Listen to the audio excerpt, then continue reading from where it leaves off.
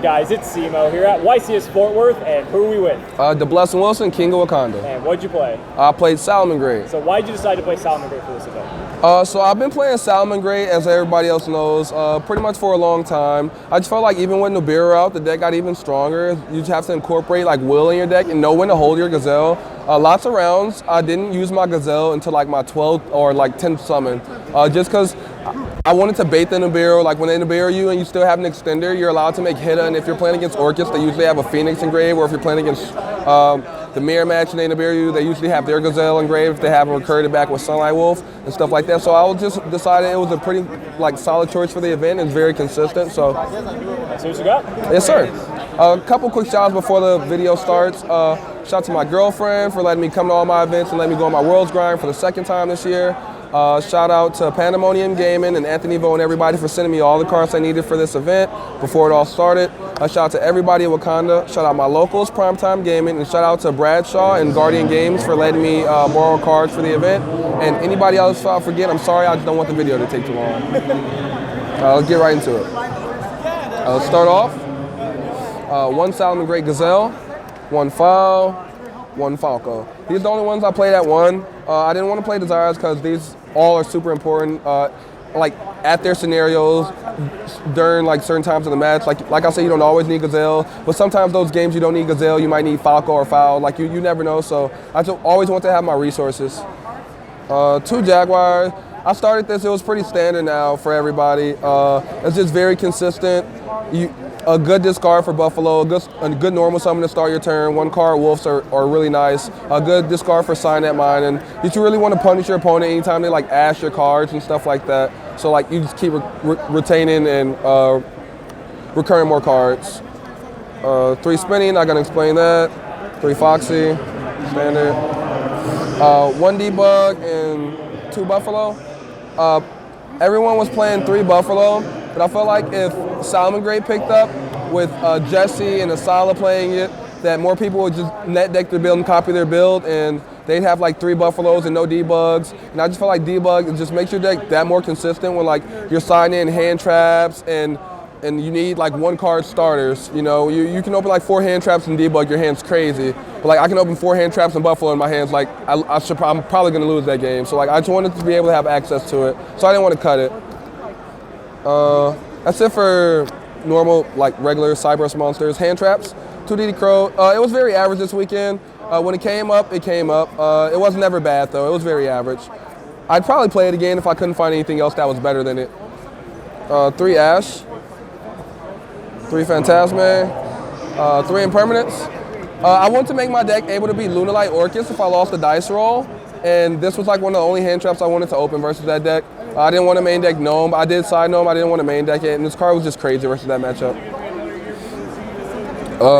That's it for hand traps. Spells, 1 Sanctuary, 1 Circle, standard. I played 2 Call instead of 3.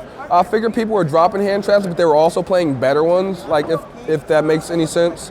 They were dropping like subpar hand traps like Lancia and putting in like generic hand traps like Gnome and stuff like that. It's good against everything. So I just wanted to be able to like not get Gnomed or rocked on my first turn to have the option. But like this card doesn't stop rock, so I didn't want to have 3 of it in my deck, but I wanted to have it, I didn't want to have it at the same time. 2 Cosmic Cyclones. Hidden Roars, really good. Hidden Will of the Salamangreats is like insane in the mirror. Hidden Crescendos is nice. I really use this for battle. I really don't use Crescendo. A really easy way to bait Crescendo in this deck is go like normal summon Jaguar, activate Spinny. And like they have to Crescendo your Spinny effect and banish it from targeting your Jaguar, which most people don't do. And then you just attack the Galatea like that they usually have, because you open 1 hand trap at least for the most part. You just gotta know what to stop as well. This also helps you break the board too, main deck in 3 Super Poly. A lot of people think they're safe when they play through your hand traps or you don't hand trap them. This is like your 6th card. This is the only reason I played this over Nibiru's, because this can be my 6th card and I can win that game. But if Nibiru's my 6th card, I have to like kind of bait you in and make you more plays later on that turn, and I just rather try to win on my turn. I resolved this card twice in the same turn during my round 4. I Super Polyed him for Starving Venom. He had Radic Seal, bounced my Starving Venom, and then I Super Polyed him again on his turn when he tried to Bortle Sword me for game. He was like, I knew you had another one, I couldn't play around it. I was like, yeah, you just can't play around it. Card's just insane. I don't know why Konami put this card at 3. It's just insane. Healthy interaction. Healthy interaction, right? Respond. 3-sided Monin standard. Like Jesse said, this should be the standard, so not gonna explain that. And I only played 1 Rage, 1 Roar. Hard drawing these cards does put you in a better position, but also puts you in a worse position, because at that point you have to draw like starter cards and stuff, or any Salamangreat monster. Like if your hand's like these cards, or like a hand trap, you just lose. You just lose that game. So like I didn't want to open hard these. I figured the matchups where I break or I was struggling, my hand traps would get me there. So this was fine. That's it for main deck. Main deck was 42. Side deck. 1 Scythe. Steals games. I don't know why people drop it. Every time people drop this package, I immediately throw it back in because no one's ready for it. It's just a blowout versus the mirror match. Anything that goes in their extra deck. I put it in versus everything but Striker because I played these as well. Funny story, round 5, I played against Infernoids. I'm like, I don't have anything to side really. I go on my side deck. Oh, I'm like, oh, I have Lancias and Sanctums. So I Lancia him, I Sanctum him, and summon Lancia. I'm like, oh, this is broken. He's like, I didn't think that would happen. I'm like, yeah, I didn't think it would happen. Summon 2 Nibiru's. I didn't play 3. I want to make room in my side deck for Gnome. I just thought it was better versus Luna Orcus because this card's like terrible versus Luna Orcus. They just make Azathoth, you can't respond. So I figured that was going to be the wave with Guadalajara, Ramiro doing really well at the past couple events. So yeah, I didn't want to play 3 of that card. And then 3 Gnome because this card was just infinitely better. I played against Luna Orcus. I literally Gnome Nyarla, and I literally just won the next turn. Like, I literally just won. He had a bunch of extenders, and I literally just won. He was like, pass. I was like, yeah, and just lose. Card's just broken. It's just broke. It's definitely worth more than $15. I don't know why it's that much. Mind controls. This card's insane.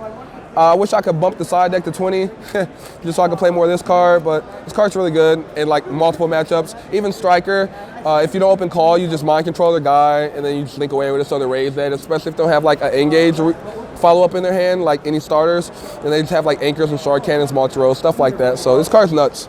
2 Twister, just in case I played against Rogue, and then the 3 Sanctums. Extra deck, do it very quickly. 3 Balinks, standard.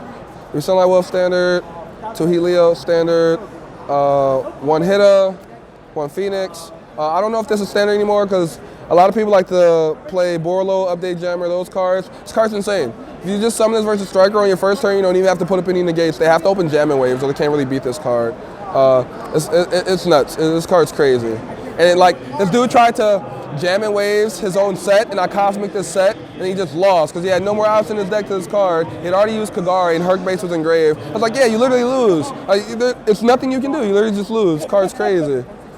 1 Dweller, 1 Stalio, and then both the fusions. Just so I can resolve this versus the mirror, or I feel like I can resolve more than one. So like, I can super poly somebody, make Starving Venom, normal summon, make Hitta, hit effect, take a Phoenix, make a Sunlight Wolf, and then super poly again, take another link, and then take your use my Sunlight Wolf and summon Violet Chimera and clear all the cards. Because like any deck that super poly is really good against, they're more likely using majority of their resources to make the board because it's so good. The board's so big, and then they just can't come back from that. Like that's the thing about that. It's a really good grind game, so it was a really good choice for the event. So I think you would have changed in retrospect? That's a really good question, actually. I didn't think about that yet. That was actually a really good question. I don't think I would have changed anything at all. Yeah, I actually don't think I would have changed one card. Everything came in, everything was useful, nothing was bad. I never bricked, besides like drawing multiple copies of the same card, like Foxy, Spinny, and like trying to do Foxy, Spinny combo and getting Ash on Stalio, stuff like that, you know what I mean? But like, you can't beat those type of hands, you just have to play. So. Sure. Any final thoughts? No, I already gave my shout outs. Thank you guys for recording me, letting me be on your channel, great channel. Support your locals, support your fellow YouTubers. Come to events, guys, we're getting bigger and bigger. Everybody's loving Yu-Gi-Oh! The format's really fun, so I hope everybody enjoys. Sure. Thanks so much, man. No problem, thank you guys.